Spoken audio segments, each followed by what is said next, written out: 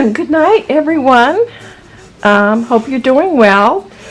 I thought I would do a video on the construction portion of this Butterick 6956, which is a 1950s retro pattern.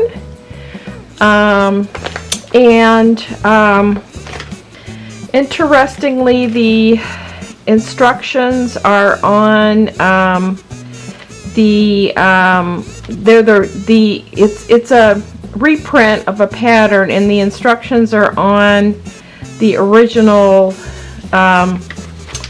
pattern sheet or whatever. They do include instructions for cutting out or the layout for more modern fabrics, and also for the extended sizes, because this goes up to a size 26. Yeah.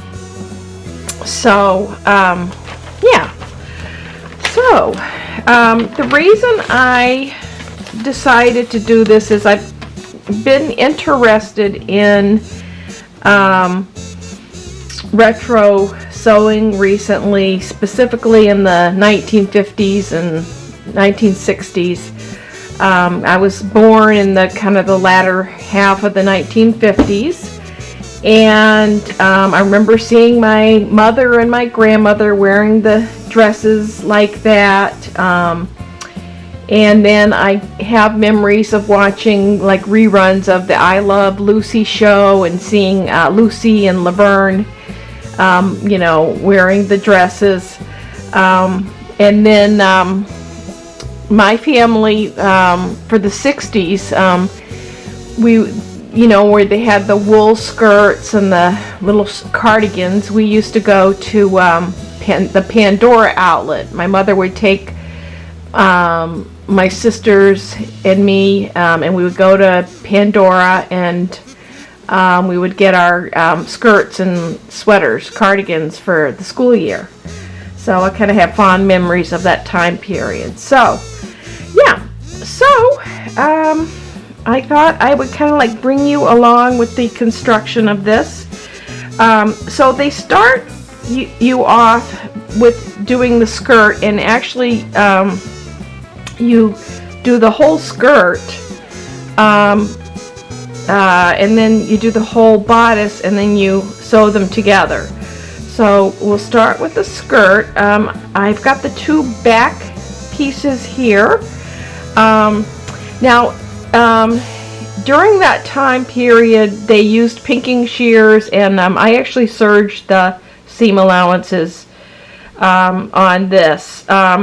I think next time I do this, I'm going to try to be a little more authentic and actually maybe use pinking shears when I finish the seams. But anyway, I had gone ahead and I serged these edges here.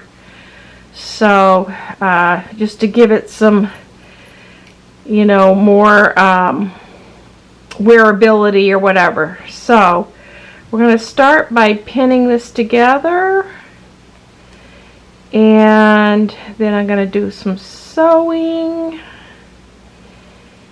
and we'll go from there. So we're going to do the skirt back. The skirt front is a little more complicated because it's got some flaps, pocket flaps. Let me show you what the pocket flaps look like. You can see here. That was like typical of that time period, and it's kind of like a cute,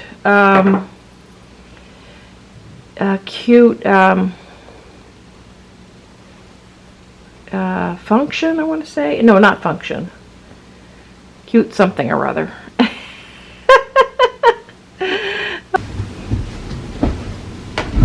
Okay, I'm set up here so you can kind of see my posture here, which is not great for sewing, but we'll start with sewing the back seam. You sew that all the way up and then press it open, and that is the very first step in the pattern instructions. The seam allowances are 5/8 of an inch. I'm going to do like a little back stitch here. Okay.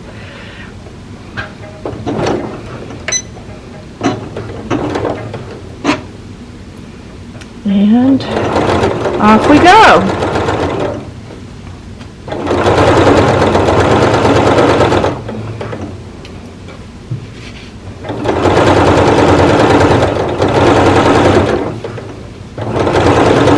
Sometimes I actually get my face right into the machine when I'm sewing, so it can be interesting. And I adjust things as I go. I try to take the pins out. I try to have good sewing posture because it can be tiring.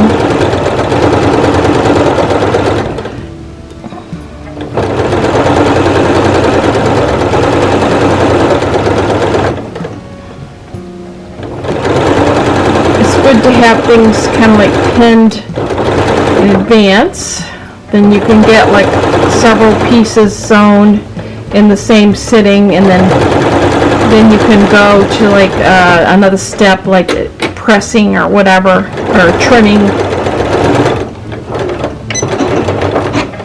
Okay, all right, so that is the skirt back, and I'll be pressing that open. And the next thing is the flap. So the flap is interfaced. I have this, here's the right sides right here, and I have it already pre-pinned, and this is the interfacing.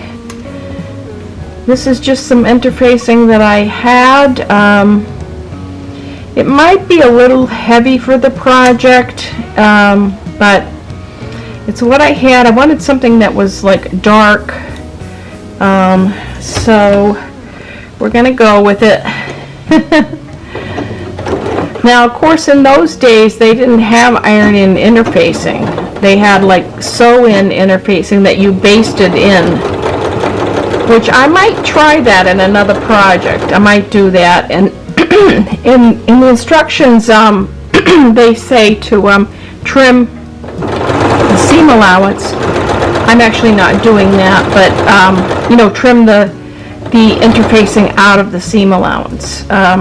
But we're just doing it this way. I think I'll get like a sharp curve anyway, doing it this way. But you know, we did some things a little different in those days. I think I might, for the next retro pattern that I try, I'm going to try to use more of the methods that they used in that time period. And I actually have a treadle machine, an old treadle machine. It's in storage right now. It was turned into a motorized machine, but I might take that out and dust it off and see if I can turn it back into a treadle machine. So that is the pocket flap. And let's see, what do I do next? The next thing is that I need to trim this flap and clip the curves. So let me grab my handy dandy scissors. Let's see. We'll grab those and we'll go ahead and trim this.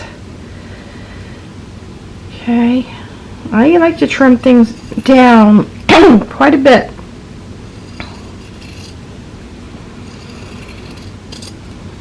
And then I'm going to move to some pressing after that. I did already do the other pocket flap. I already sewed it up, but we'll just do this. We'll do the trimming, do a little bit of clipping here, trying to see what I can get done tonight before bedtime. Try to get like a little sewing in before bed. Okay, like maybe an hour. And I'm giving myself the whole month of September to get this done, so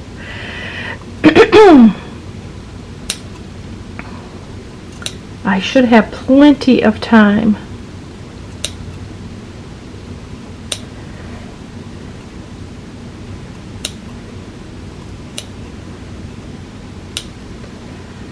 So we're going to be doing the skirt, the whole skirt. Okay, that one's all set. Just got to do some pressing. We'll trim this one.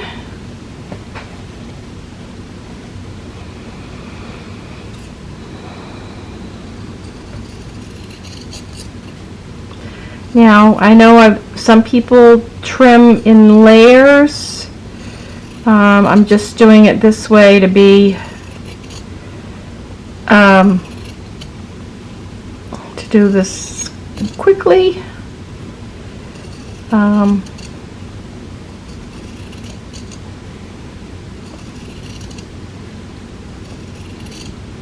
And this is actually usually the way I do this anyway.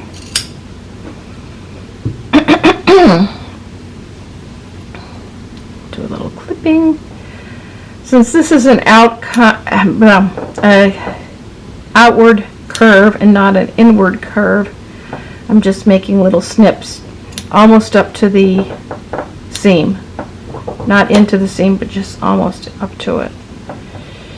If it were an inside curve, I might like do some little triangles so that the fabric would lie flat when it's pressed. So anyway, this is the first part of step 2 in the instructions. They actually have you, as also part of step 2, they have you attach this flap to the skirt fronts. But I need to go to the ironing board before I can do that. So at this point I'm gonna have to stop at this spot. So this will get turned in like this, okay, and then I'll be pressing it. They don't mention understitching at all, although I actually might do some understitching. I'm going to make the interfaced side,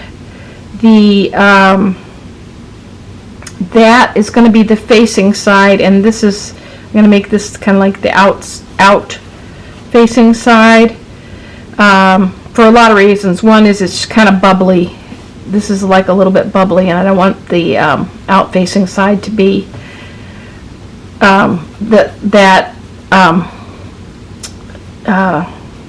bubbly or whatever, or firm.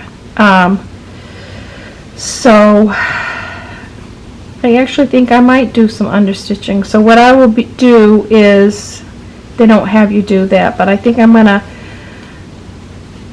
maybe do a little pressing first and understitch this to the facing side, which is the interface side.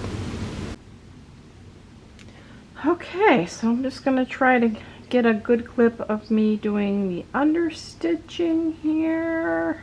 Here we go. Okay. So you pull and with this, since it's a curve, you have to like readjust as you go along. It is right next to that seam that you sew. Now I'm sewing the sewing it to the interfaced side, because that's going to be not show.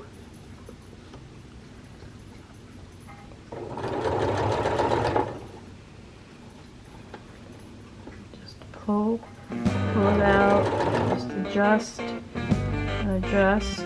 Take your time. If you have to lift the presser foot a little bit, that's fine.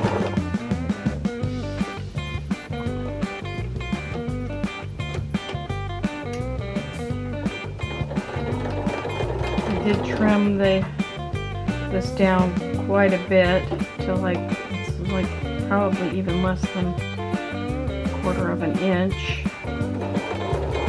So,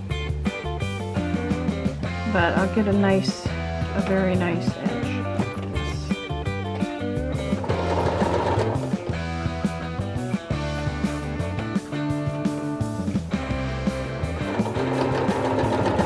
And that crunching noise is my dog eating his dinner.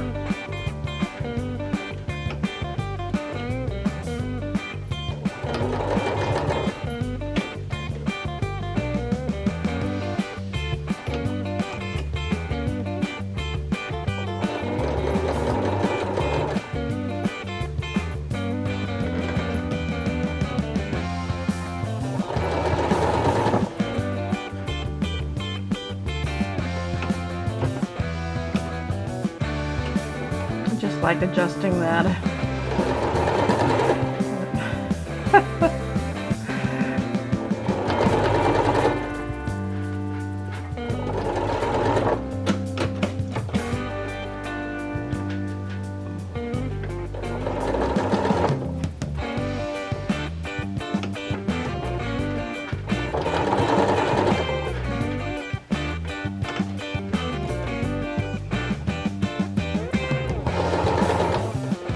So when I do this kind of like fine work, I get right in the machine, get my face like right up to it.